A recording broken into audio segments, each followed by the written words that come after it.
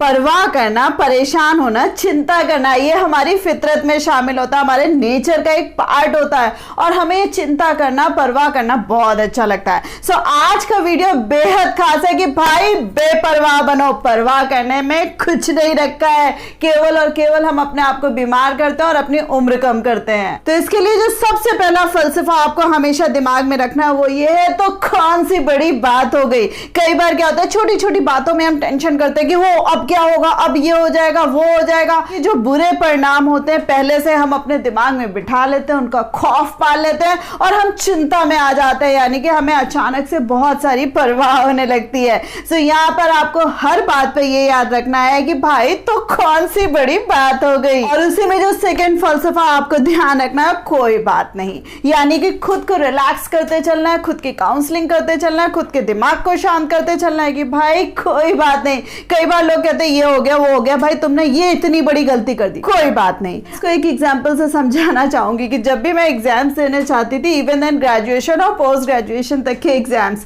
सो मेरे फादर जब मेरे साथ चलते थे तो हमेशा पूछते थे कि तुम पास हो जाओगी, जबकि वो मुझे देखते थे कि भाई मैं शुरू से मेरिटोरियस रही हूँ, अच्छी पढ़ने वाली स्टूडेंट रही हूँ, रात भर आंखें फोड़ती रही हूँ, तब भी उनका ये जो क्वेश्चन होता था हर बार उनके मुंह से निकलना स्वाभाविक होता था। अब पापा तो पापा ठहरे, उनको हम कुछ बोल नहीं सकते, लेकिन मैं हमेशा यही जवाब देती थी, कोई बात नहीं पापा, कोई दिक्कत होगी तो अगले साल दे दूंगी। और जब मैं ये आंसर देती थी तो उसके बाद वो एकदम से चुप हो जाते थे। ये सिलसिला हमेशा रहा, उनका क्वेश्चन पूछना और मेरा ये आंसर देना। सो बात ये नहीं होती है कि किसी ने कुछ भी कहा और एकदम से हम हाइपर हो गए या एकदम से हम परेशान हो गए कि अरे ऐसा ना हो कि फेल हो जाए, या ऐसा तो नहीं कि इन्होंने नेगेटिव बोल दिया तो मेरे लिए खराब हो जाएगा। अरे कोई फर्क नहीं पड़ता, जो आपने करा है, जितना करा है, अच्छा करा है। और जब आप अपने दिमाग को रिलैक्स कर लेते हैं फ्रेंड्स, सो वाकई कभी कोई बात ऐसी नहीं होती है। और इसी में फ्रेंड्स तीसरा फलसफा ध्यान रखना है कि देखी जाएगी।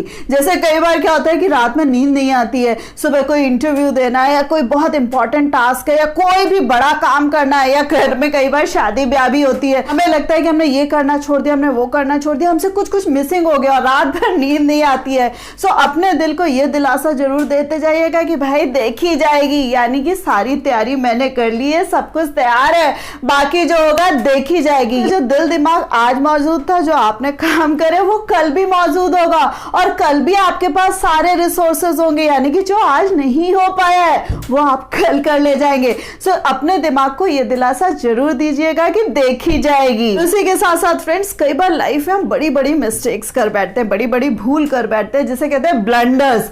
अब क्या होता है कि हमें लगता है कि लाइफ में आगे तो कुछ पॉसिबल ही नहीं है, यानी कि सब समाप्त हो गया। हमारे अगल बगल जो लोग होते हैं वो भी ऐसे ही पोस्ट करते हैं कि भाई अब सब खत्म हो गया, अब क्या।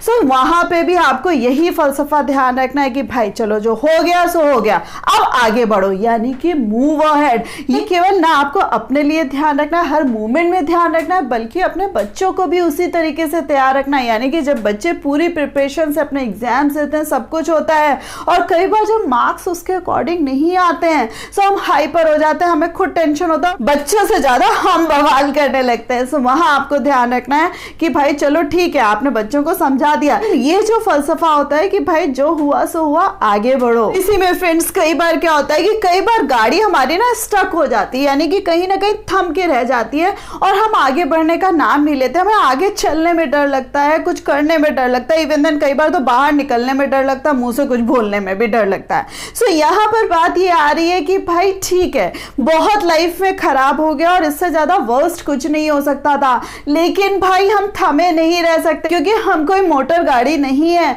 हम अपने आप को खुद से चलाना जानते हैं। यानी कि जो चीजें लाइफ में वर्स्ट हो चुकी, उससे ज्यादा वर्स्ट कुछ भी होने को नहीं बचा है। सो अब आगे व्हाट नेक्स्ट, यानी कि अब आप आगे दिमाग में क्या प्लानिंग कर रहे हो, या आगे आपने दिमाग में अपने क्या सोचा है। फिर जो व्हाट नेक्स्ट का जो फॉर्मूला होता है या व्हाट नेक्स्ट का ये जो फलसफा है, बिलीव मी ये हमेशा काम आता है। साथ साथ फ्रेंड्स कई बार हमारे आजू बाजू जो लोग होते हैं वो हमें एहसास दिलाते रहते हैं, तुम्हारे पास ये नहीं, तुम्हारे पास वो नहीं, यानी कि तुम्हारे पास कुछ भी नहीं है। सो फ्रेंड्स वहां पर भी सिर्फ और सिर्फ याद रखना, अपने एफर्ट्स आप करते रहिए, आपको पता है कि आपके पास क्या है और क्या नहीं है, लेकिन उनको ये जवाब देने से मत कतराइएगा कि भाई जिनके पास सब कुछ था वो क्या अपने सर पर लेकर गए थे, नहीं ले गए थे। सो वहां पर भी अपना ये जो केयर फ्री एटीट्यूड है, बेपरवाह एटीट्यूड है, वो दूसरों को जरूर शो करिएगा। इसी के साथ साथ फ्रेंड्स, कई बार हमारे वर्क प्लेस में, हमारे ऑफिसेज में और इवन देन कई बार हमारे नेबर्स में भी हमें अंकल आंटी करके बुलाया जाता है। हाँ तुम्हारी इतनी एज हो गई, हाँ कितने बड़े हो गए।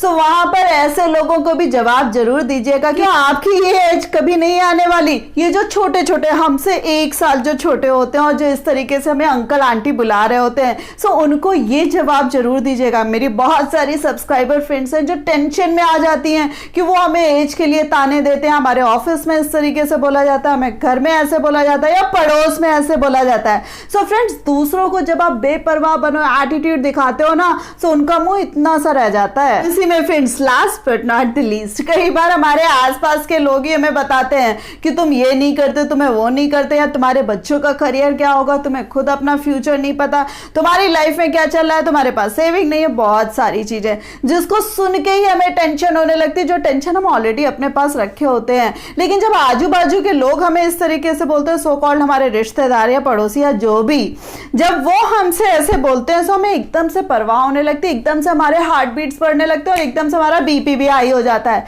सो वहां पर भी आपको बेपरवाह बनो, एटीट्यूड दिखाना, और आपको सबसे यही कहना है मुझे पता है कि मुझे क्या करना और क्या नहीं। फ्रेंड्स, ये जो कॉन्फिडेंस होता है और ये जो हमारा एटीट्यूड होता है, जगह हमारा सर भी ऊंचा कर देता है और दूसरों का कॉन्फिडेंस भी 0 बटा सन्नाटा कर देता है। इस वीडियो के एंड में केवल और केवल यही मैसेज है, बेपरवाह बनो। Life is so beautiful, life is so amazing. इसका एक एक पल जियो, खूब खुश हो। सो होप आपको मेरा पूरा का पूरा ये वीडियो पसंद आया होगा, बट कौन सा पॉइंट सबसे ज्यादा अच्छा लगा मुझे कमेंट करके जरूर बताइएगा। और हाँ, मेरा ये नया हेयर स्टाइल आपको कैसा लगा? मुझे जरूर बेपरवाह बनना था, मुझे जरूर लग रहा था कि कुछ तो डिफरेंट करूं। सो होप आपको मेरा ये हेयर स्टाइल अच्छा लगा होगा। सो मुझे कमेंट करके जरूर बताइएगा। और हाँ, वीडियो को लाइक करना मत भूलिएगा, अपने फ्रेंड्स के साथ शेयर करना मत भूलिएगा। इस प्यारी सी फैमिली का पार्ट बनने के लिए चैनल को सब्सक्राइब कर दीजिएगा। So thanks a lot for giving me this much time.